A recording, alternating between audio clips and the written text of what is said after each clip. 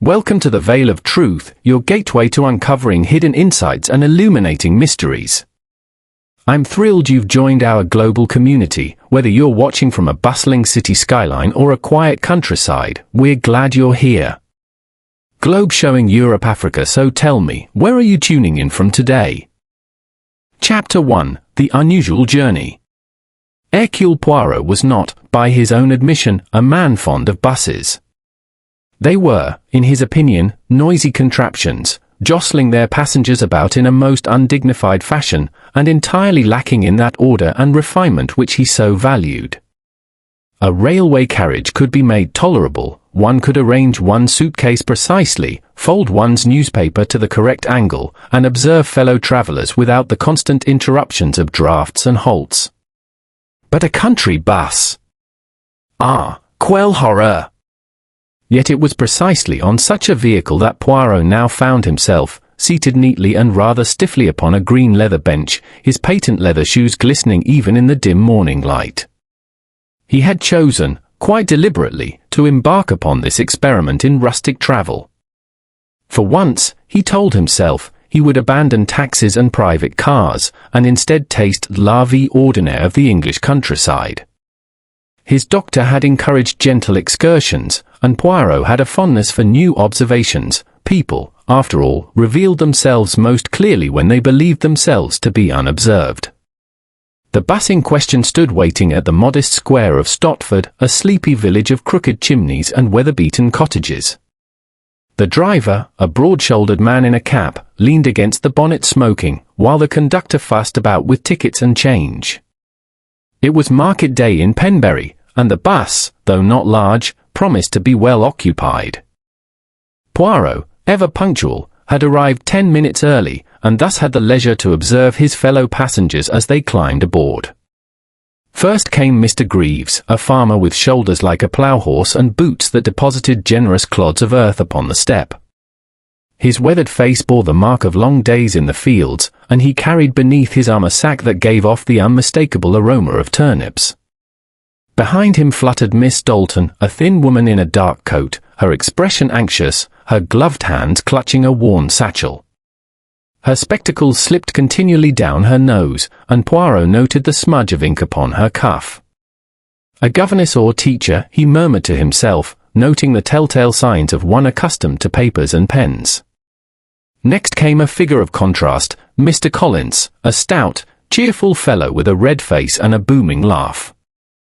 He carried a heavy leather case that rattled faintly when set down. Samples, Poirot guessed at once. The man's jovial manner and habit of greeting strangers bespoke the travelling salesman. It was then that Mrs. Fairlie appeared. A widow, as Poirot discerned instantly from her sober black attire, though her pearls and carefully arranged hat suggested both taste and means. She moved with dignity, though not without a certain air of entitlement, as if the very bus should be grateful for her patronage. Upon her arm hung a handsome handbag, of which she was peculiarly mindful. Finally, with a clatter of scuffed shoes and the creak of a school satchel, came young Tommy Briggs, a boy of perhaps 12, his eyes bright with mischief. He bounded onto the bus with scarcely a glance at the conductor, and chose his seat with all the restless energy of youth. Poirot observed all of this with quiet satisfaction. Here, upon this humble vehicle, he had assembled before him a most curious tableau of English society. It is as though the stage is set, he mused, and each actor takes his place, waiting for the drama to commence. The bus gave a lurch and began its journey, rattling over cobbles and out onto the narrow lanes that wound between fields hedged with hawthorn. Inside, conversation began in snatches. Mr. Collins attempted to tell a joke to the conductor, who chuckled politely. Miss Dalton opened her satchel, revealing exercise books covered in spidery handwriting. Tommy Briggs leaned forward in his seat, eager to peer out of the window at passing carts. Mrs. Fairlie sat erect, her handbag upon her lap, glancing now and then at her fellow passengers with the coolness of one who had dined at better tables. Poirot, meanwhile, allowed himself to sway gently with the motion, his hands folded upon the handle of his walking stick.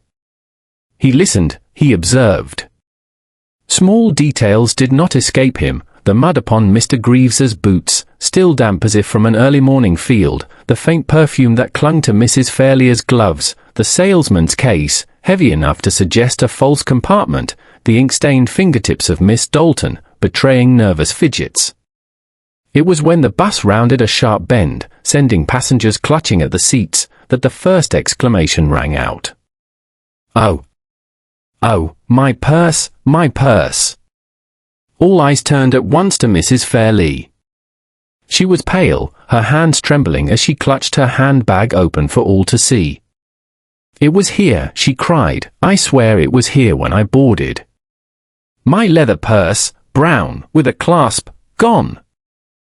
The conductor hurried to her side, flustered. "Now, madam, perhaps it slipped beneath the seat." But Mrs. Fairlie shook her head violently. "No, no. It contained my pearl brooch, worth £100 at least. And my money, £10 in notes. I tell you, it has been stolen." The declaration caused a stir. Mr. Greaves muttered something about light-fingered folk. Miss Dalton gasped, clutching her satchel closer. Mr. Collins protested loudly that such things gave honest travellers a bad name. Tommy Briggs, eyes alight with excitement, wriggled round to peer at Mrs. Fairlier's open bag. Poirot alone remained serene. He leaned forward, his voice calm yet firm. "Permit me, madam," he said with a courteous bow. "It is always possible, is it not, that the object has merely been misplaced? But if you are correct, if indeed the purse has been stolen, then it is most serious. For observe, we are upon a bus, a small world in itself. No one has left since you entered uneasy par? Then, logically, the thief is amongst us." A hush fell. The words hung in the air with a peculiar weight. Poirot smiled faintly, stroking his magnificent moustaches. "Miss Amiss, do not distress yourselves. With order, with method, all may be resolved. Hercule Poirot is at your service." Chapter 2: The Scene of the Theft.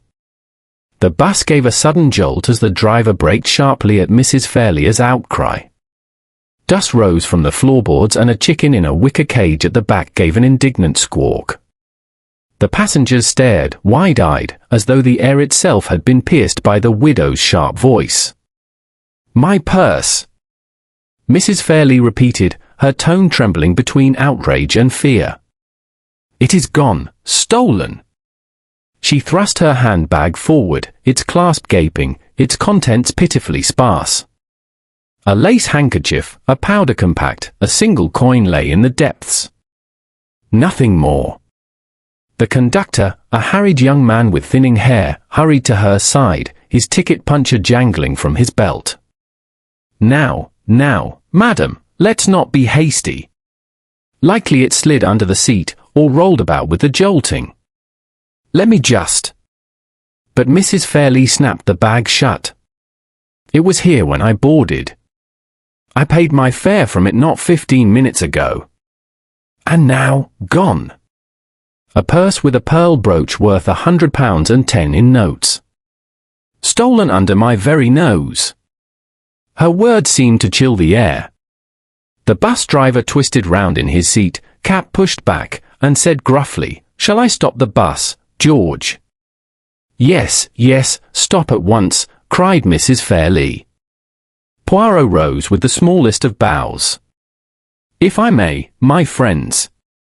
It is not necessary to scatter ourselves upon the roadside. What is lost must still be here. We are enclosed, uneasy par? A tiny universe upon wheels. Therefore, the solution lies within." The conductor shifted uneasily. "I don't like the sound of it, sir. If something's been stolen, we'd best search everyone.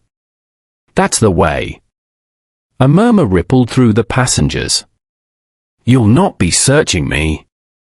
Mr. Greaves growled, crossing his massive arms over his chest. His boots tapped impatiently against the floor. "I don't hold with being treated like a thief. Miss Dalton let out a small cry.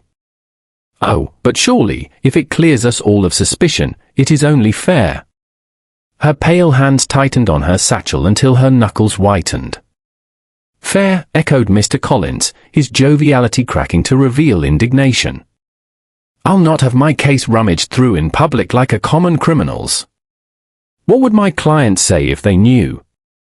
Tommy Briggs's eyes shone with excitement at the drama. He wriggled on his seat and whispered, not very quietly, "Bet they find it in old Greaves's sack. Or maybe the governess nicked it." "Silence, boy!" Miss Dalton snapped, her voice shrill. She flushed, adjusting her spectacles. Poirot raised a hand, his tone as smooth as silk. "Patience, Miss Amos. It is natural to feel insulted when suspicion glances in your direction.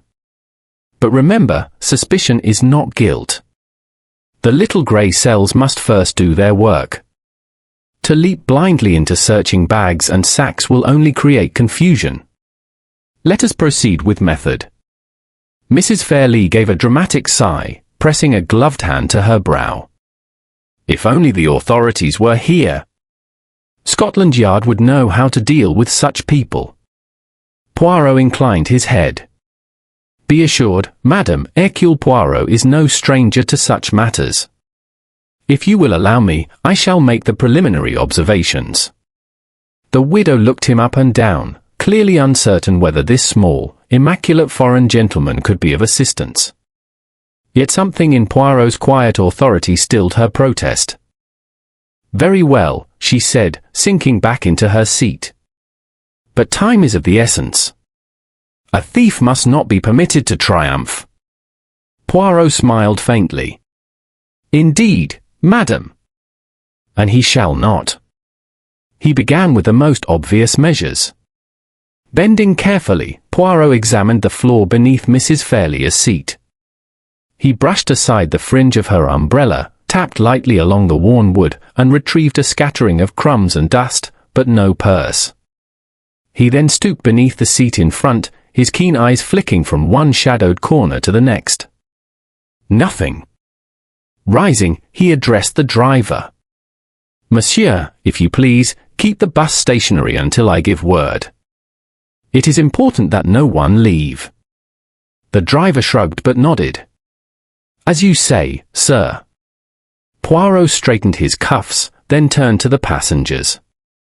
"Now, let us consider the matter logically. Madame Fairlie boarded with her handbag.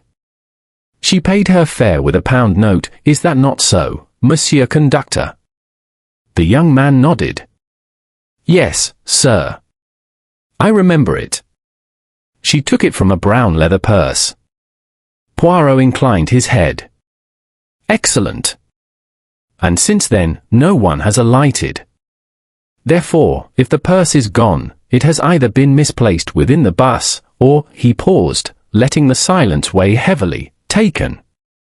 A collective murmur rose, each passenger shifting uneasily. Poirot's gaze swept over them, sharp yet courteous. "If stolen, then by one of us. That is the uncomfortable truth." Miss Dalton gave a faint gasp, clutching her satchel as though it were a shield. Mr. Greaves scowled, his ruddy face darkening. Mr. Collins dabbed at his brow with a handkerchief, protesting that such things were quite out of the question. Poirot held up a finger. "No conclusions yet, I beg. First we must establish where everyone sat and what each observed. Only thus can we form the pattern." He pointed delicately. "Monsieur Greaves, you first, if you please." The farmer shifted, clearly resentful of the scrutiny. "Sat here, didn't I? Haven't moved. Had no need to. Been minding me own sack." He nudged it with a boot. "That's all. Messy. And you observed nothing unusual?" "Nothing." Poirot turned. "Mademoiselle Dalton." The governess spoke in a trembling voice. I sat directly across from Mrs. Fairlie. I saw her open her bag when she paid. Afterwards she fiddled with it again. Perhaps she misplaced the purse herself. Mrs. Fairlie bristled. "How dare you? I am not in the habit of losing valuable jewellery." Poirot soothed her with a small gesture. "Calmly, madam. We consider all possibilities." He moved on. "Monsieur Collins."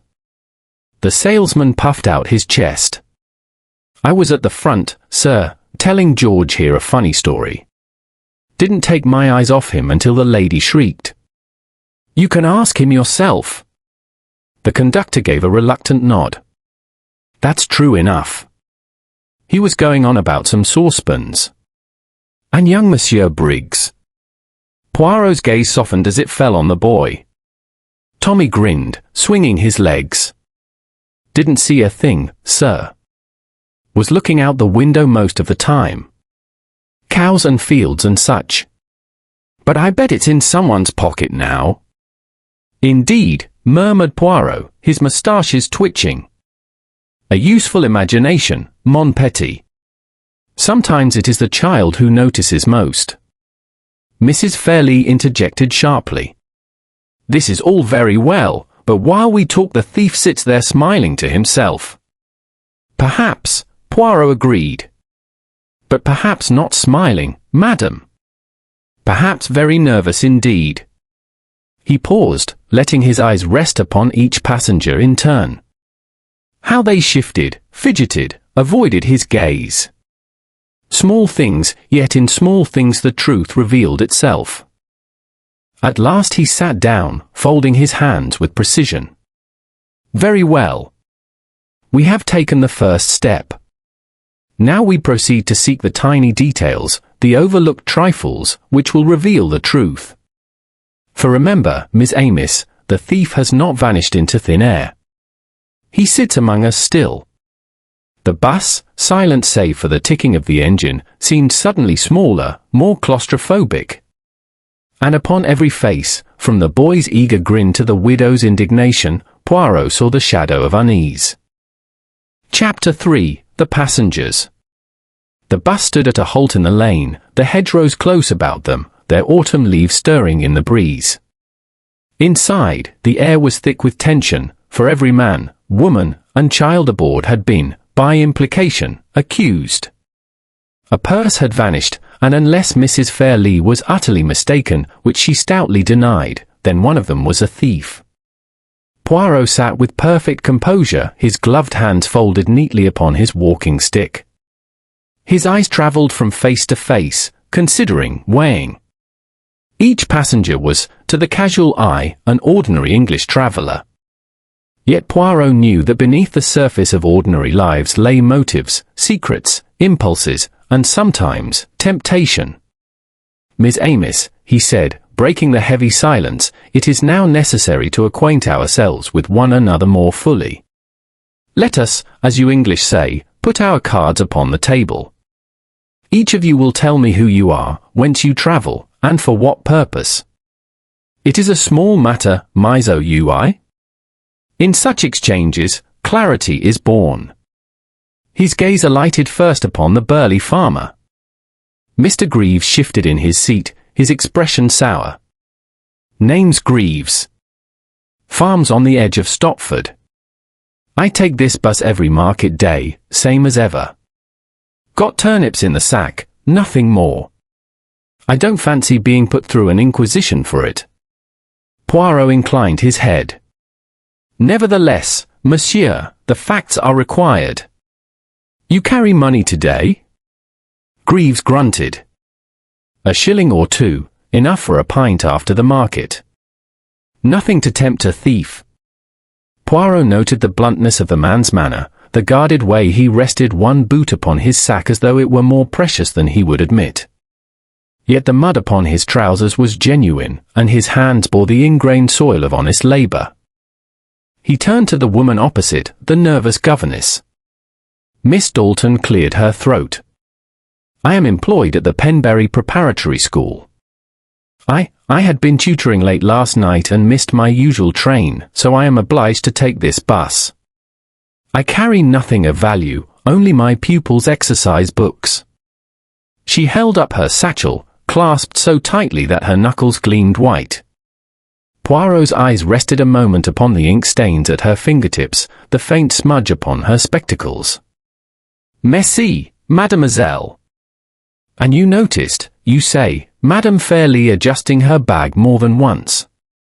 "Yes," she whispered, glancing anxiously at the widow. "I thought perhaps, sometimes ladies mislay things." Mrs. Fairlie gave a haughty sniff. "I am not in the habit of mislaying brooches worth £100. Poirot made no remark, but his gaze lingered thoughtfully on Miss Dalton, who now avoided the boy's curious stare by fixing her eyes firmly upon the floor. Next he addressed the salesman. Mr. Collins puffed out his chest, his jovial tone ringing a little hollow in the tense atmosphere. "I'm Collins, traveling representative for Kitchencraft. Pans, kettles, the best in the trade.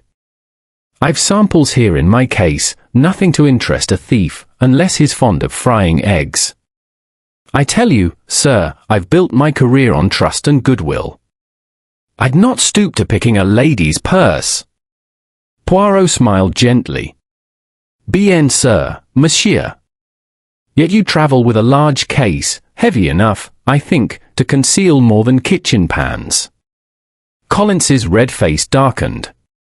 "Are you accusing me, sir?" "I accuse no one. I observe only." Poirot's eyes glinted with amusement as Collins fumbled with the clasps of his case, producing with exaggerated flourish a selection of pots and a set of enamelled spoons, which he rattled loudly. "They're nothing but honest trade." "Merci," Poirot said softly, though his gaze lingered on the hollow-sounding lid of the case when it shut once more. Now his attention shifted to the cause of the commotion herself. Mrs. Fairlie sat upright, chin lifted proudly. "I am a widow of independent means, residing in Stopford. My late husband was a solicitor of good reputation. I was travelling to Penbury to consult my jeweller. That brooch was my safeguard, and my treasure. Whoever has taken it shall be punished most severely." Poirot regarded her thoughtfully. "You are quite certain, madam, that the purse was still in your bag after you boarded the bus?" "Absolutely certain. I paid my fare with a £1 note from it." "Yet," Poirot mused aloud, "when I examined your bag just now, I found coins only." The widow stiffened. "I had changed one of the notes earlier in the week." "That proves nothing." "Just so," said Poirot, bowing his head. But the faintest flicker of unease had crossed her features, quickly smoothed away beneath indignation. At last, Poirot's eyes rested on the smallest passenger. Tommy Briggs grinned broadly, swinging his legs. "I'm Tommy. Going to visit my gran in Penbury. Don't carry nothing worth pinching, unless someone wants my catapult." He fished in his pocket to produce the weapon, which he flourished proudly until the conductor barked at him to put it away. Poirot chuckled. "An honest confession, mon petit. And tell me, what did you see, with those bright eyes of yours, before Madame Fairlie raised the alarm?" Tommy wrinkled his nose. "Saw the farmer nodding off, and the governess biting her nails. And the fat man was telling a silly story. That's all. Oh, and I saw the lady's bag tip sideways when the bus went round the bend. But she grabbed it quick enough." "Très intéressant," Poirot murmured, tapping a finger against his lips. The passengers shifted uncomfortably beneath his gaze. Already the careful balance of suspicion was taking shape: the defensive farmer, the anxious governess, the indignant widow, the blustering salesman, and the boy whose mischief might conceal more than innocence. The conductor, meanwhile, hovered uneasily. "I don't like it, sir. Folks won't stand for being treated like thieves." Poirot's moustaches quivered. "And yet, my good man, a thief there is. Consider, the purse cannot have vanished into the air. No. It is here, upon this bus, even now. And one of our companions knows it very well. A murmur rose again, sharp glances darting from seat to seat. Mrs. Fairlie clutched her bag to her chest as though it might be plundered anew. Mr. Collins mopped his forehead. Miss Dalton fumbled nervously with her satchel clasp. Mr. Greaves muttered into his beard. Poirot spread his hands elegantly. Miss Amiss, I ask only for calm. The truth, she is like the cream. However stirred, however agitated, in the end she rises to the top. We have begun the examination. Soon, the little details will speak. The bus creaked in the silence that followed. Outside, a crow cawed from a bare branch. Inside, 6 passengers sat with thoughts unspoken, and one small Belgian detective sat with his little grey cells, quietly at work. Chapter 4. Conflicting Accounts. The bus had grown uncomfortably still. No one laughed, no one spoke above a murmur. Even the steady ticking of the engine, idling as the vehicle sat motionless in the lane, seemed louder than before. Every eye was trained on Poirot as he drew himself upright, buttoning his coat with deliberate neatness. My friends, he began, his tone soft yet commanding, we have met each other, we have said who we are. Now we must address the matter of time, that most slippery of companions. I ask each of you to recount, with precision, what you did and what you saw between the moment Madame Fairlie paid her fare and the instant she discovered her purse missing. Let us reconstruct the little drama. From these accounts, the pattern may emerge. The conductor looked skeptical but kept his silence. Poirot's sharp gaze settled first upon the farmer. Mr. Greaves shifted heavily, his great shoulders filling half his bench. I told you before, I never moved. I paid me fare, put me ticket in me hatband, and sat right here. Shut me eyes for a spell. That's all. Don't know what the rest of them were up to. Poirot inclined his head gravely. So you may have been dozing, monsieur. Then you cannot swear to what occurred about you. The farmer scowled. I didn't say I were fast asleep, did I? Just resting me eyes. Ah, said Poirot softly. It is a delicate distinction. Let us proceed. He turned to the governess. Miss Dalton cleared her throat, her voice hesitant. I noticed Mrs. Fairlie when she boarded. She placed her bag on her lap and kept her hand upon it. I was reading one of my pupils' essays, and I remember looking up as the bus jolted. At that moment Mrs. Fairlie was fussing with her bag, opening it and closing it again. I thought perhaps she was checking her ticket. It struck me as odd, that is all. The widow bristled. I was doing no such thing. I opened it only once, when I paid. That is all. Miss Dalton flushed scarlet. Perhaps I was mistaken. I only thought. Poirot raised his hand. No quarrel, mesdames. We note only what each person believes they saw. Even the mistake, it can be most enlightening. He turned his attention next to the salesman. Mr. Collins cleared his throat and tugged his waistcoat into place. I was at the front, talking with George here. Told him a bit of a yarn about one of my customers in Basingstoke.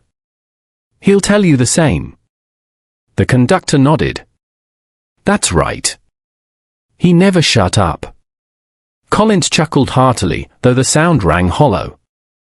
So you see, I had no chance to meddle with anyone's belongings. Poirot's eyes narrowed. Perhaps. But conversation, monsieur, is also a convenient mask. A distraction, eh? One hand gesturing, the other free to stray. Collins's face reddened. Are you suggesting? Poirot spread his hands. Suggesting, no. Considering, yes. We must consider everything. Now he turned his gaze upon the boy. Tommy Briggs grinned, delighted to be called upon. I was looking out the window, sir. Saw a man in a cart with a pig and another field full of cows. Didn't see no purse pinched. Poirot leaned forward. Think carefully, mon petit. Not what you hoped to see, but what you did see. Did anyone move? Bend down? Shift seats. The boy frowned, swinging his legs. Well, the fat man leaned down to get something out of his case, but that was before the lady started shrieking. And the governess dropped her pencil. She went scrabbling on the floor for it. Oh, and the bag tipped sideways when we went round the bend. Nearly slid off her lap. That's when I looked. Mrs. Fairlie gasped. That is untrue. I kept it firmly on my knees. Tommy shrugged. Maybe you grabbed it quick. But it slid, I saw it. Poirot stroked his moustaches, filing away each detail. A pencil dropped. A case opened. A bag that slid. Each a trifle, yet perhaps not trifling. At last, Poirot addressed the widow herself. Mrs. Fairlie sat rigidly, lips pressed thin. I recall paying my fare, replacing the purse in my handbag, and closing it at once. I held the bag on my lap the entire time. Then, when I sought my handkerchief, I found the purse gone. That is all. Someone must have taken it directly from under my nose. Poirot bowed slightly. Merci, madame. A most curious account. One would think such vigilance could never fail. Yet fail it has. The widow glared. You mean to imply I am careless? Poirot's eyes twinkled. I imply nothing. I merely remark that life, she is full of surprises. When all had spoken, Poirot leaned back, tapping the tip of his stick upon the floor. The passengers waited, tense, expecting pronouncements. Instead, he spoke softly, almost to himself. Let us observe. Monsieur Greaves may have dozed, and thus cannot account for every moment. Mademoiselle Dalton claims she saw Madame open the bag more than once, which the lady denies. Monsieur Collins conversed loudly, yet found time to rummage in his case. Young Tommy recalls trifles, the dropped pencil, the shifting bag. Each tale, it contradicts another. It is as though the threads of the tapestry are tangled. Miss Dalton spoke hurriedly, her words spilling out. It is possible I imagined it, Monsieur Poirot. I was distracted by my papers. Perhaps Mrs. Fairlie opened the bag only once. Mrs. Fairlie's eyes flashed. Indeed you did imagine it. To suggest otherwise is an insult. Mr. Collins slammed a hand on his knee. And what of the boy's nonsense? Children see things crooked. I don't. Tommy cried indignantly. I saw what I saw. Mr. Greaves growled. What's it matter what the brat saw? The purse ain't in my sack, that's certain. Gentlemen, ladies, Poirot interjected smoothly. Anger is of no use. It blinds, it deafens. We must listen, truly listen, for the discord. For where accounts differ, there lies the truth. The conductor muttered, sounds to me like they all differ. Poirot smiled faintly. Just so, mon ami. And that is what makes it so fascinating. Out of contradiction will come clarity. Patience. He tapped his stick once more, decisively. I tell you this, someone here has spoken too much, or too little. In either case, Hercule Poirot will discover it. The thief sits amongst us, perhaps feeling quite safe. But déjà, the little grey cells begin their work. The silence that followed was taut, the passengers uneasy beneath Poirot's unblinking gaze. For though his voice was calm, his manner courteous, there was no mistaking the quiet certainty in his words. Chapter 5, Small Clues. The bus had grown warm and stuffy in its idleness, the mingling of damp woolen coats and farm smells thickening the air. Yet Hercule Poirot seemed untroubled. He rose with the grace of a dancer, adjusting his cuffs and straightening his tie with his habitual neatness. "My friends," he said gently, "we have heard the words. Now, let us see the things. For always the things, they tell a story, if only one knows how to read it." Mrs. Fairlie fanned herself with her handkerchief. "I hope this means you will at last recover my purse, Monsieur Poirot. All this talk has been very trying." Poirot gave a small bow. "Rest assured, madam, I seek it most diligently."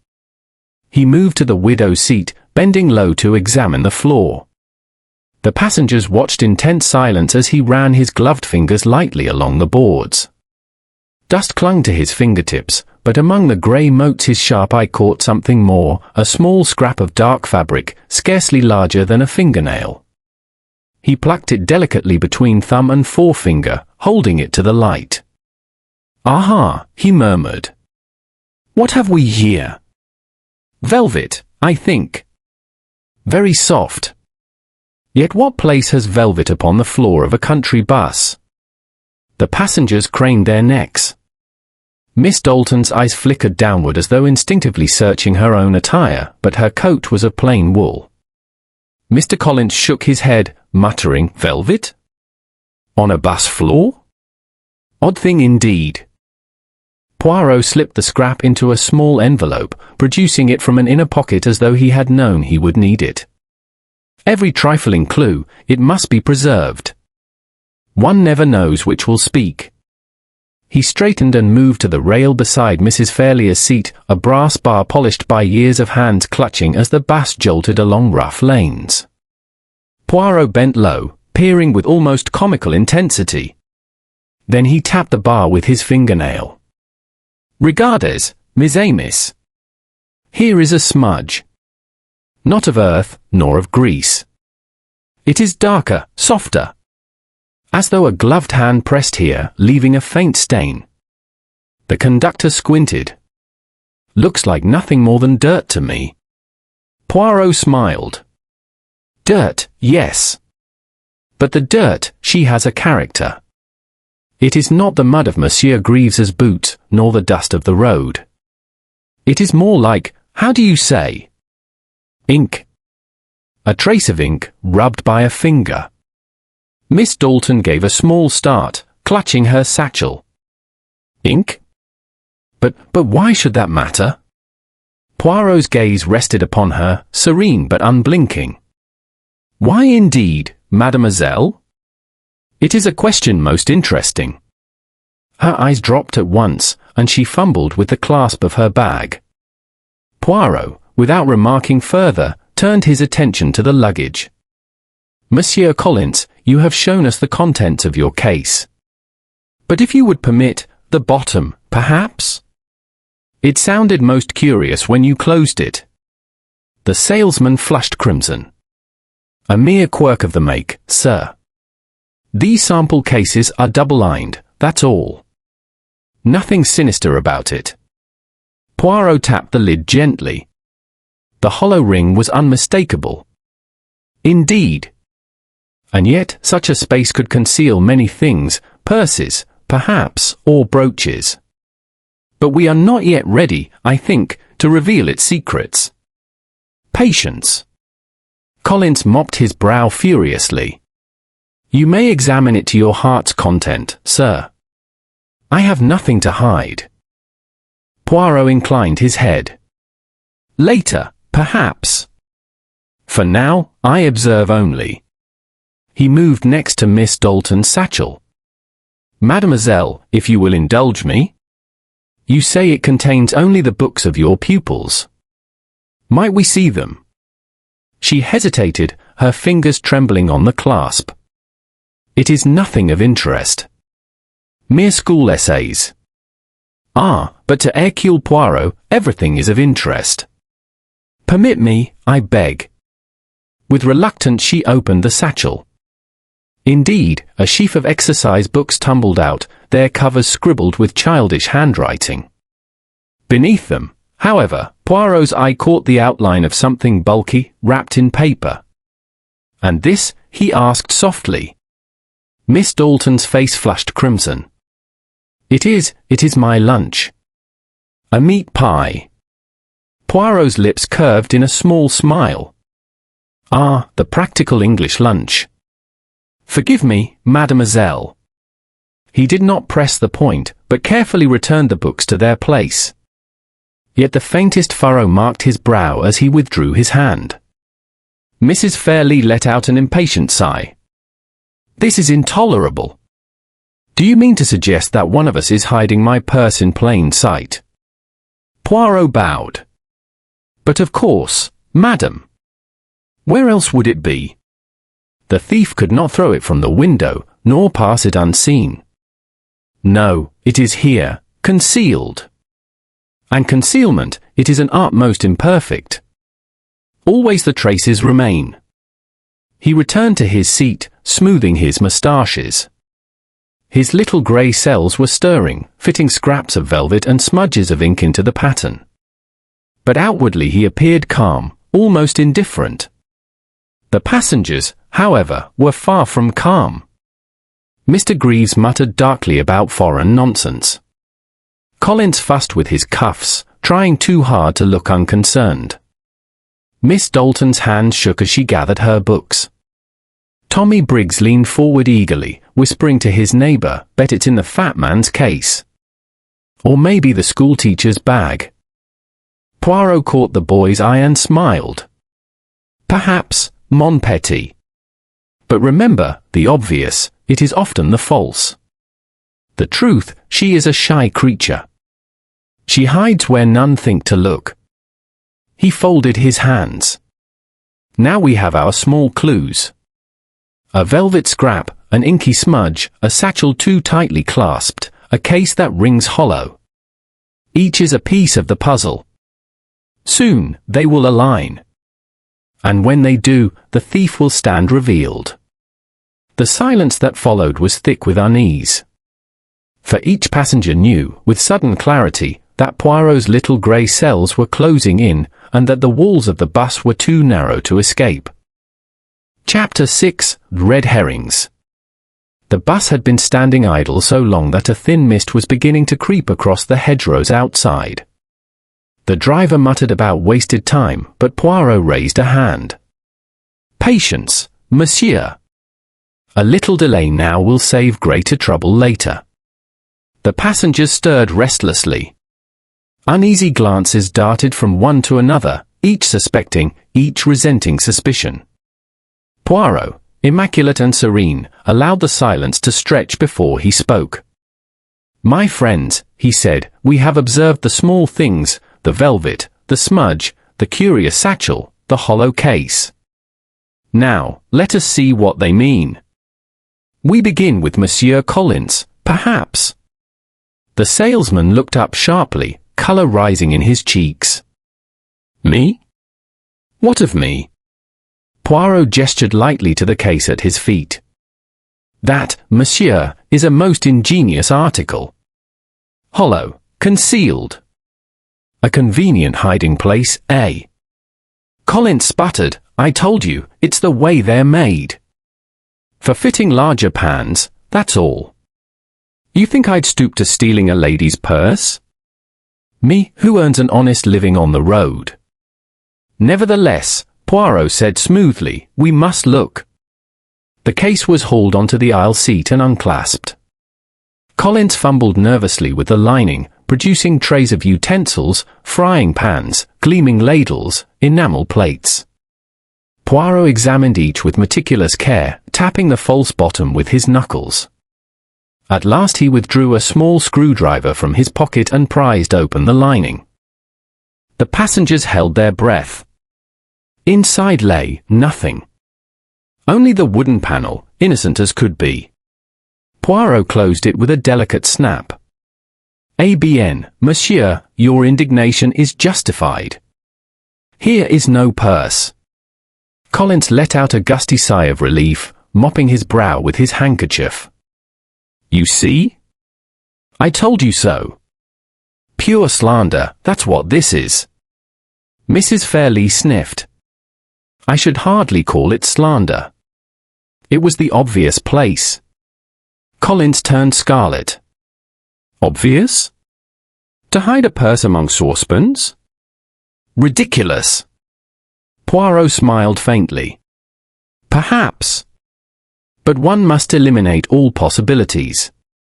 The truth, she is found by ruling out the false." Next his attention turned to Miss Dalton. She sat clutching her satchel as though it were her lifeline. "Mademoiselle," Poirot said softly, "you are nervous, yes?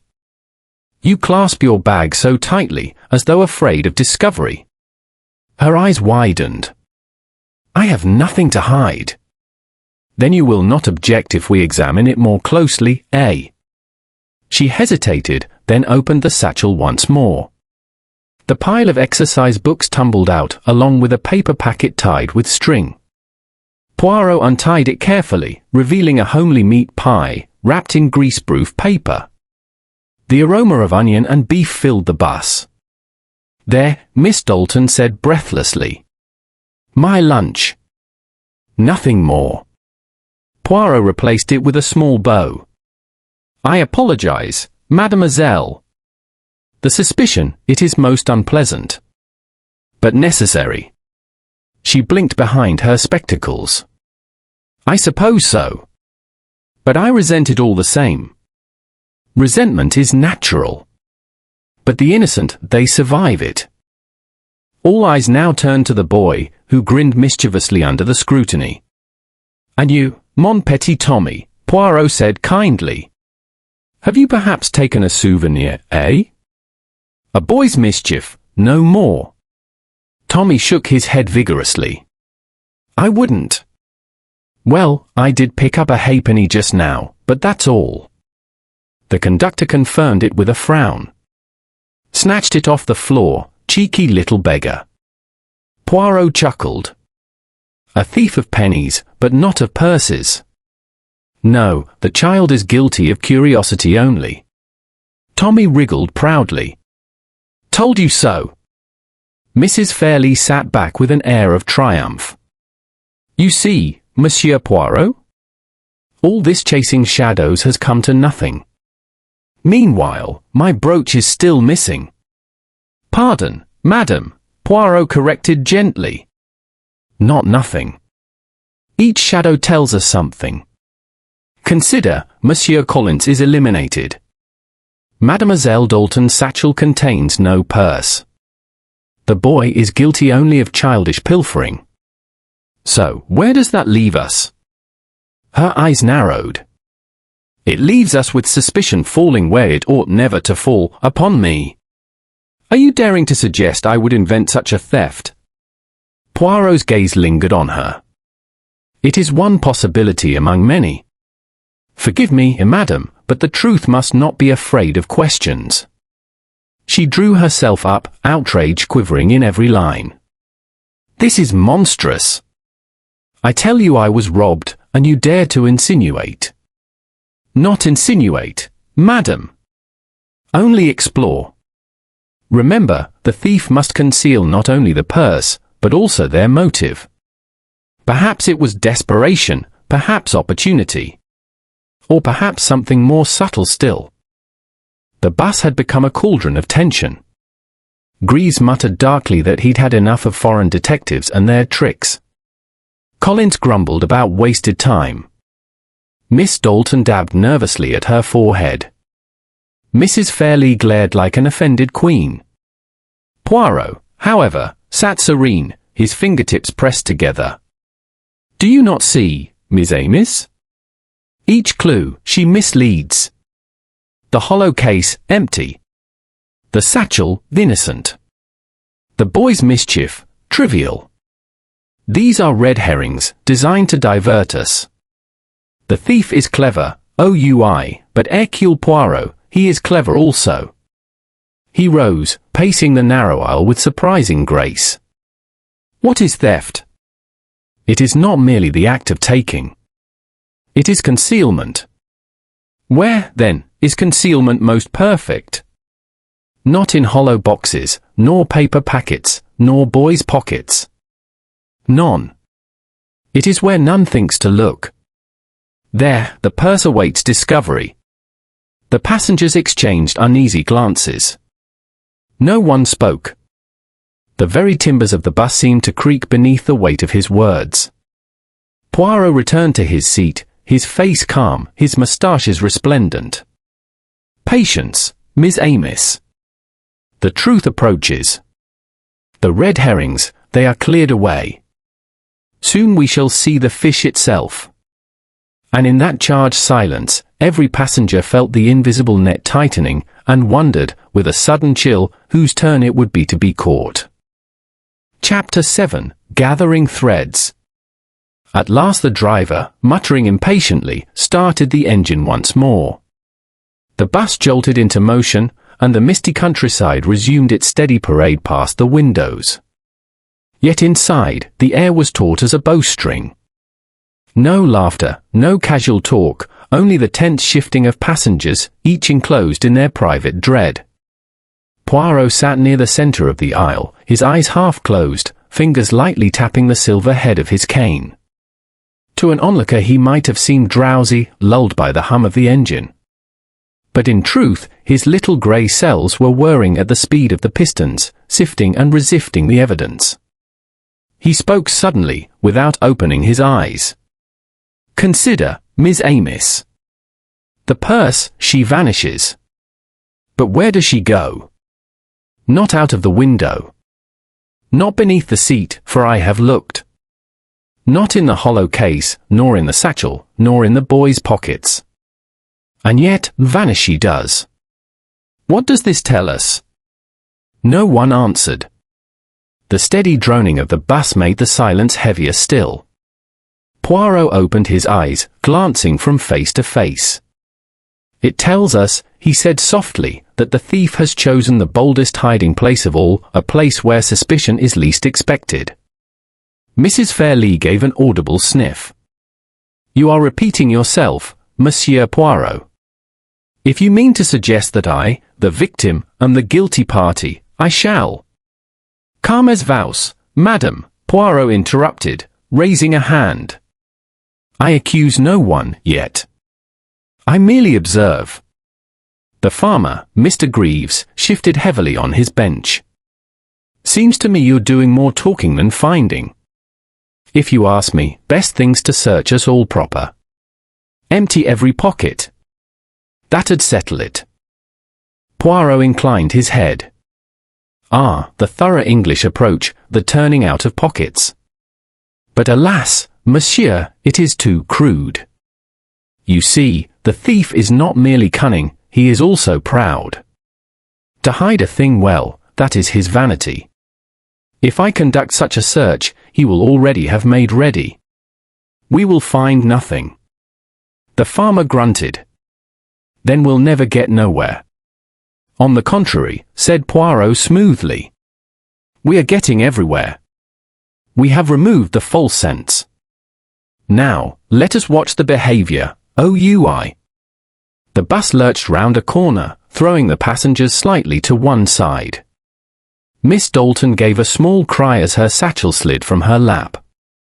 Poirot's hand darted out with surprising agility, catching it before it tumbled to the floor. He returned it with a bow. You are gracious, mademoiselle, he murmured, but you should not clutch so tightly. It makes others imagine secrets where there are none. She blushed furiously. It is only my habit, sir. Indeed.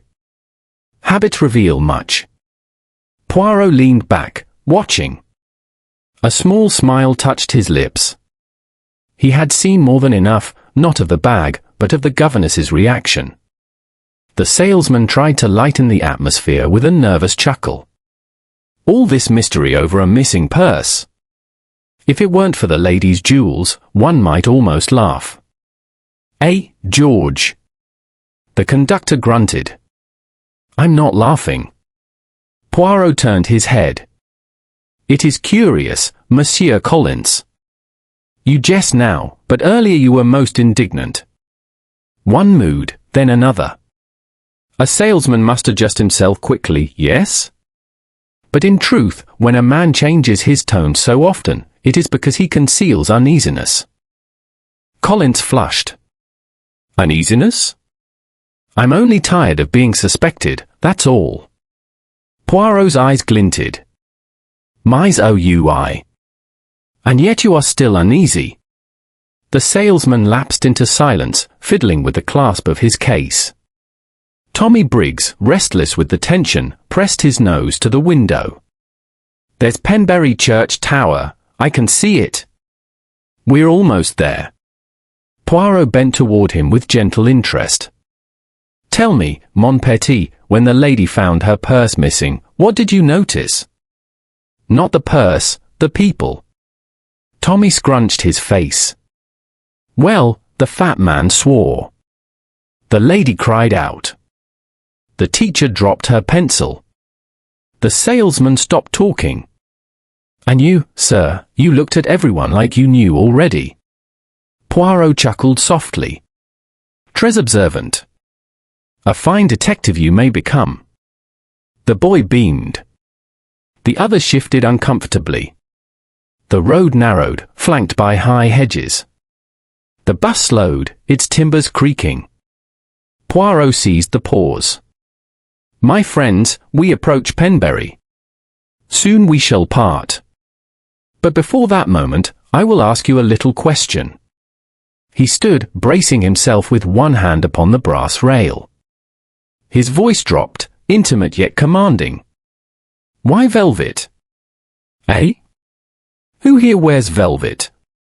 Who carries it? A ripple went round the passengers.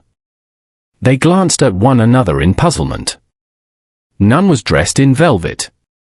The farmer's rough tweeds, the governess's plain coat, the salesman's shiny suit, the widow's black crepe, none matched. Poirot continued. And yet, the scrap was there. On the floor, close to the lady's seat. Velvet, dark and fine. Where does such a fragment come from? Miss Dalton whispered, I do not know. Poirot's eyes gleamed. But I do. Soon, you will also. As the bus rolled into the outskirts of Penbury, Poirot resumed his seat. He folded his hands, serene, as though the problem were solved in his mind. The passengers, however, grew more agitated with each passing minute. Mrs. Fairley dabbed at her eyes with her handkerchief. Collins fidgeted, tapping his case. Miss Dalton bit her lip. The farmer muttered about nonsense. Poirot sat very still, like a spider at the heart of its web. He had seen enough, the clutching of the satchel, the hollow case, the nervous chatter, the inconsistent accounts, the curious velvet. The threads were gathering, drawing tight. At last, he spoke again. Miss Amos, I shall require but one more moment of your patience. When we arrive, I shall ask each of you to remain seated. Then Hercule Poirot will speak. And the mystery, she will be finished. The words hung in the air like a solemn bell. None dared reply. The bus rumbled on through the narrow streets, the spire of Penbury's church rising against the grey sky. Poirot's eyes shone with quiet certainty. He had gathered the threads. All that remained was to weave them into the final pattern. And when he did, someone among them would be unmasked. Chapter 8, The Final Revelation. The bus rattled into Penbury Square, slowing to a halt by the stone cross. The driver pulled the brake with a grunt, and the engine sighed into silence. But Poirot rose at once, lifting a hand. Miss Amos, I must beg of you, remain seated. A few minutes more, and all shall be clear.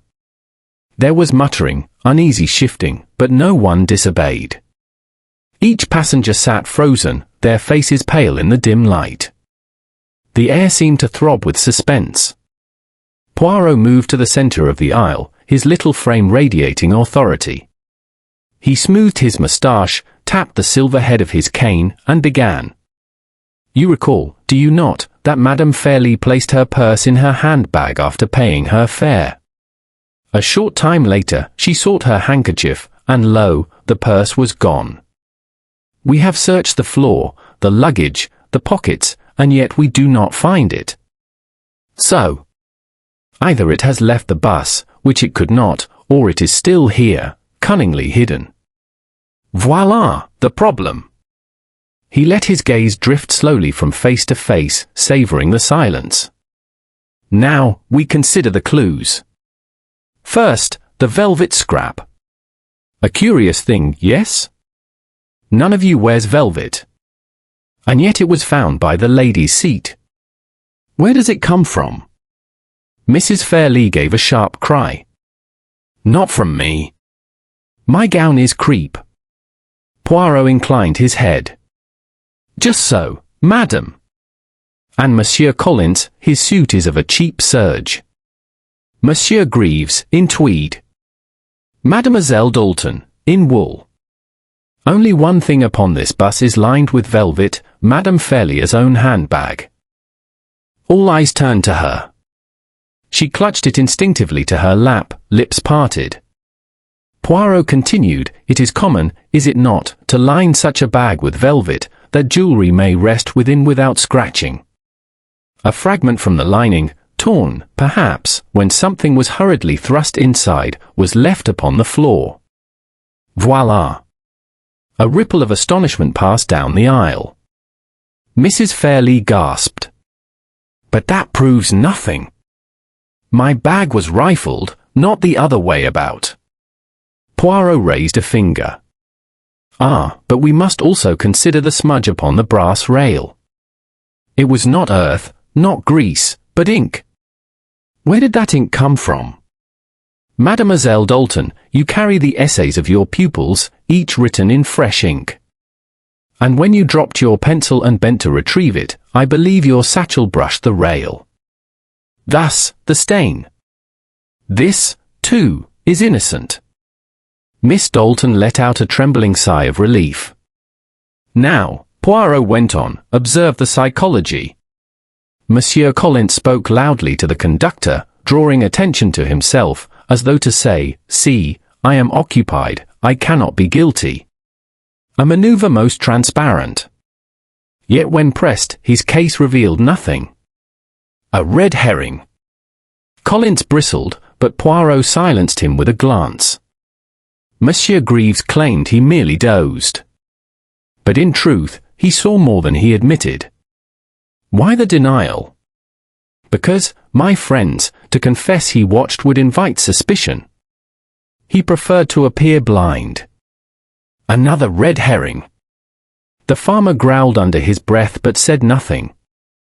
And young Tommy, the child. He alone observed without guile. He told us the purse slid upon Madame's lap as the bus rounded a bend. This you dismissed as fancy. But it was the truth. The purse did slip. And in that moment, it was not taken by another, it was caught, concealed, and hidden by Madame Fairlie herself. There was a collective gasp. Mrs. Fairlie turned crimson. How dare you? I was the victim. Poirot's eyes glittered. Non, madam. You were the architect. Let us reflect, you declare the purse stolen, you demand a search, you sow suspicion among strangers. Why? Because the purse contained not merely your jewels, but also your debts. Perhaps, madam, you had removed the brooch yourself to claim it lost, intending to claim on insurance, or to divert attention from some financial embarrassment. Your tale of sudden theft was but a play, a little drama performed upon this bus. But you miscalculated. You did not reckon upon Hercule Poirot. He extended his hand, palm up. Your bag, madam, if you please. She clutched it tighter. No. You have no right. Madam, Poirot said softly, truth is its own right. At last, trembling, she surrendered the handbag. Poirot opened it delicately, reaching within.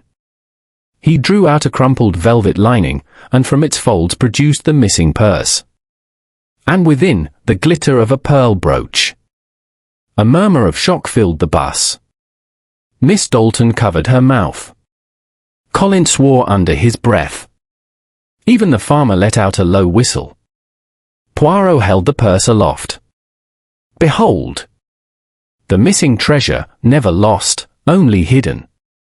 Not by thief's hand, but by its owner's. Mrs. Fairlie sagged in her seat, her face ashen. I meant only a little delay.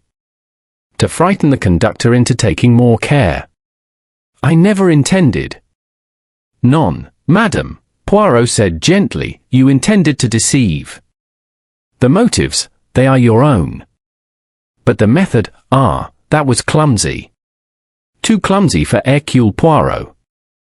He replaced the purse with a little bow and handed it to the conductor. Monsieur, return this to its rightful keeper. But whether you also summon the police, that is not for Poirot to say. The conductor, looking grim, pocketed the purse. I'll report it. The company won't stand for tricks like this. Poirot bowed slightly. Justice will take her course. The passengers began to stir, relief breaking the heavy silence. Miss Dalton gathered her books with trembling hands. Colin slammed his case shut with unnecessary vigor. Tommy whispered gleefully, I knew it was a trick. The farmer shook his head, muttering, women and their schemes. Poirot adjusted his cuffs, serene once more. And so, Miss Amos, the affair is ended.